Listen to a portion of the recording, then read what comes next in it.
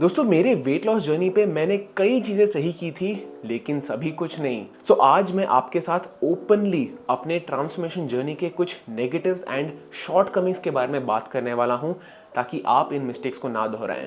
काश मेरे को ये बातें कोई पहले बता दिया होता। पहली चीज जिसके बारे में मैं बात करना चाहूंगा is regarding my low carbohydrate diet. आप लोगों को पता ही होगा कि अपने वेट लॉस जर्नी के दौरान मैंने एक लो कार्ब डाइट फॉलो की थी and usually low carb diets पे रोटी, चावल, बाजरा, रागी ये सारे फूड्स अलाउड नहीं होते हैं। अगर आप अपनी डाइट से इन कार्ब्स को निकाल दो तो नेचुरली 800 से 1000 कैलोरी का डेफिसिट बन जाता है and you start losing a lot of wait.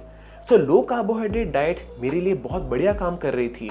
एक साल में मैंने रफली 60 केजी कम कर लिया था, बट किसी ने मेरे को ये बताया नहीं कि अगर आप अपनी डाइट से किसी एक फूड ग्रुप को लंबे टाइम के लिए निकाल दो तो आपकी बॉडी उसे डाइजेस्ट करना भूल जाती है। वेल नॉट एग्जैक्टली भूल जाना, बट जब मैंने अपनी डाइट में कार्ब्स को फिर से रीइंट्रोड्यूस किया था आई रियलाइज दैट मेरी बॉडी ग्लूटेन सेंसिटिव हो चुकी थी।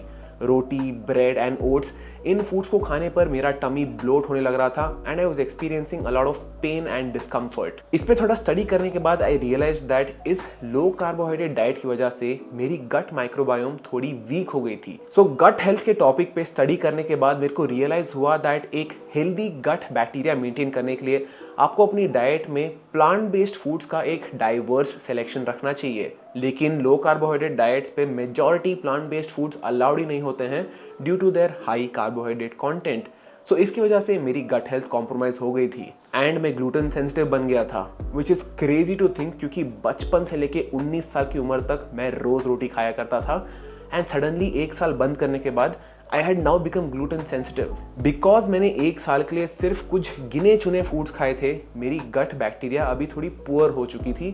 It was not as strong as before. So मेरे लिए यहाँ पे लर्निंग ये था कि अगर आप अपनी डाइट से किसी एक फूड ग्रुप को completely eliminate कर रहे हो, then you should know how to reintroduce it in a controlled fashion.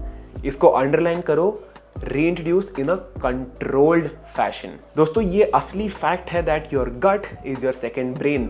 इसका ख्याल रखिए। So आज के टाइम पे मैं किसी लो कार्बोहाइड्रेट डाइट पे नहीं हूँ एंड एक हेल्दी गट मेंटेन करने के लिए I try to eat 25 to 30 different plant-based foods every single week. 30 different plant-based foods खाना इतना आसान भी नहीं है लेकिन इतना मुश्किल भी नहीं है। रोज मैं अपनी डाइट में अलग अलग नट्स एंड सीड्स ऐड करता हूँ, अलग अलग फ्रूट्स एंड वेजिटेबल्स खाता हूँ, अलग अलग ग्रेन्स के साथ एक्सपेरिमेंट करता हूँ। दोस्तों प्लांट बेस्ड फूड्स आपके गट में हेल्दी बैक्टीरिया की ग्रोथ प्रमोट करते हैं।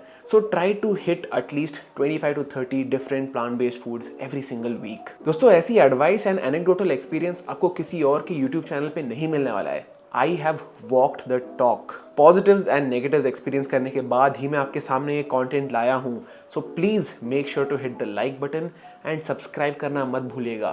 प्लीज अभी के अभी सब्सक्राइब दबाइए। Go do it. Next big mistake जो मैंने कई बार दोहराया है, थोड़ा सा कॉन्ट्रोवर्शियल मिस्टेक या फिर टॉपिक बोल सकते हैं इसे। 2017 में मैंने किया था, 2018 में किया था एंड 2019 में भी मैंने ये सेम मिस्टेक किया था, which is taking my weight loss journey too slowly. जी हाँ दोस्तों, आपने ये एडवाइस तो सुनी ही होगी कि धीरे धीरे वेट लॉस करो। This just doesn't work for most people. मैं मानता हूँ कि आपका wait loss journey fast and aggressive होना चाहिए।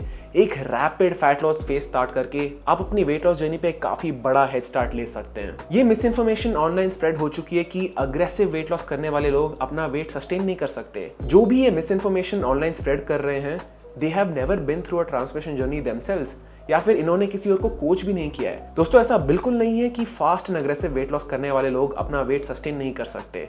This is absolutely false. Sustainability उस इंडिविजुअल पे डिपेंड करता है। ऐसा कुछ नहीं है कि फास्ट वेट लॉस करने से आपका मेटाबॉलिज्म डैमेज हो जाएगा। अगर वेट लॉस करने के बाद भी आप अपना वेट नहीं मेंटेन कर पा रहे हैं, that is because you did not learn how to maintain your weight. आपने वो सारी हैबिट्स छोड़ दी जिसकी वजह से आपका वजन कम हुआ था। फॉर एग्जाम्पल, जो लोग इंटरमिटेंट फास्टिंग फॉलो करके वेट लॉस करते हैं, it is recommended that they should follow some form of fasting for the rest of their lives. इसलिए मैं कहता हूँ दोस्तों, जब भी आप एक डाइटिंग स्ट्रेटेजी स्टार्ट करते हो, ask yourself a question: Do I enjoy this? Can I do this for the rest of my life? Is this sustainable? तभी आप अपना वेट मेंटेन कर पाओगे। आज मैं कॉन्फिडेंटली आपके सामने ये सब इसलिए बोल पा रहा हूँ because I have failed multiple times. मैंने बहुत सारी स्ट्रैटेजीज अपनाई थी, लेकिन मेरे लिए एक पर्टिकुलर स्ट्रैटेजी सक्सेसफुल थी। सो आप फेल होने के बाद ही रियलाइज कर पाओगे कि what works best for you.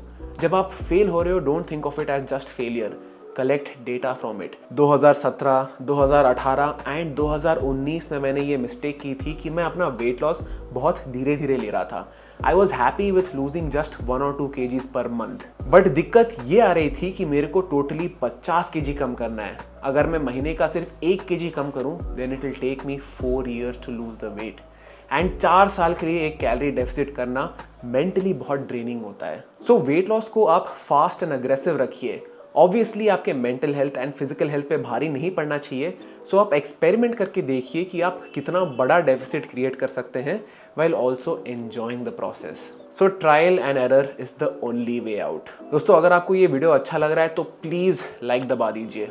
मैंने आपके लिए आज एक शर्ट पहनी है, एटलीस्ट शर्ट के लिए लाइक कर दो यार। अगला पॉइंट डिस्कस करने से पहले मैं इस वीडियो के स्पॉन्सर के बारे में बात करना चाहूंगा, and this video is sponsored by muscle blaze. ये है मसल ब्लेज का नया कोशावेद शिलाजित प्रो। रिसेंट टाइम्स में आप लोगों ने शिलाजित के बारे में बहुत सुना होगा, एंड मार्केट में कुछ ऐसे प्रोडक्ट्स हैं विच आर क्लेमिंग दैट उनके शिलाजित में 60, 70 या फिर 80% फल्विक एसिड का कंटेंट होता है। शिलाजित के मेजर बेनिफिट्स इसी फल्विक एसिड से आते हैं, like for example better immunity, better nutrient absorption, anti inflammatory effects and कुछ केसेस में better energy production as well. So let's understand कि प्योर शिलाजित का केमिकल कॉम्पोजिशन क्या होता है। शिलाजित के केमिकल कॉम्पोजिशन में रफली 60 to 70% ऑर्गेनिक सब्सटेंस होते हैं, एंड बाकी के 30 to 40% कुछ moisture, minerals and bioactive compounds होते हैं। नाउ इन ऑर्गेनिक सब्सटेंसेस में से एक ऑर्गेनिक एसिड फल्विक एसिड भी होती है। नाउ अगर आपके हाथ में प्योर शिलाजित हो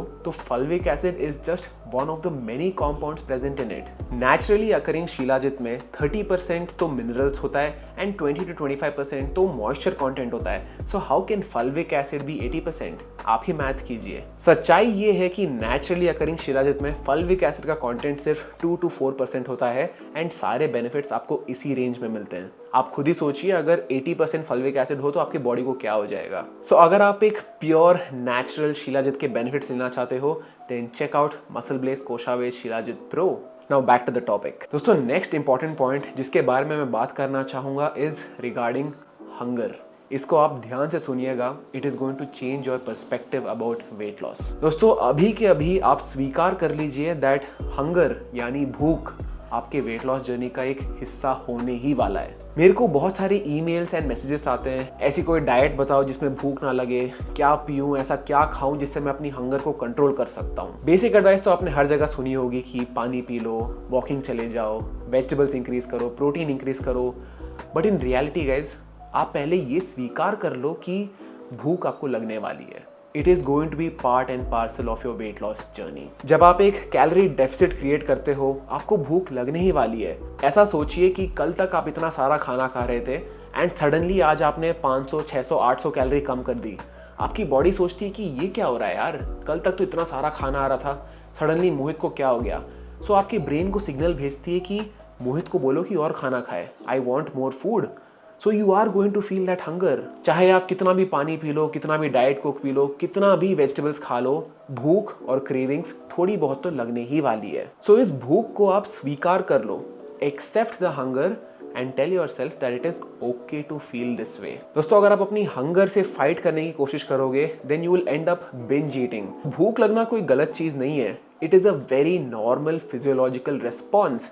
लेकिन इसके रिएक्शन में जो आप स्विगी एंड जोमेटो ऑर्डर करते हो, that can be a poor decision. दोस्तों, ये मैं अपने एक्सपीरियंस से बता रहा हूँ एंड अपने कोचिंग एक्सपीरियंस से भी बता रहा हूँ। मैंने 50 से भी ज़्यादा लोगों का कंप्लीट बॉडी ट्रांसफॉर्मेशन कराया है, and every single one of them has experienced some form of hunger. चाहे वो स्टार्टिंग में एक्सपीरियंस करें या फिर एंडिंग में एक्सपीरियंस करें, it is going to be part of your journey. So दोस्तों, आई होप आपको ये वीडियो अच्छा लगा हो। थोड़ा अलग था, मोस्टली मेरे एक्सपीरियंस, मेरे कोचिंग एक्सपीरियंस बहुत ही एनेक्डोटली बैक्ड था, नॉट वेरी साइंटिफिक, बट फिर भी I thought that I should talk about it. I hope आपने कुछ नया सीखा।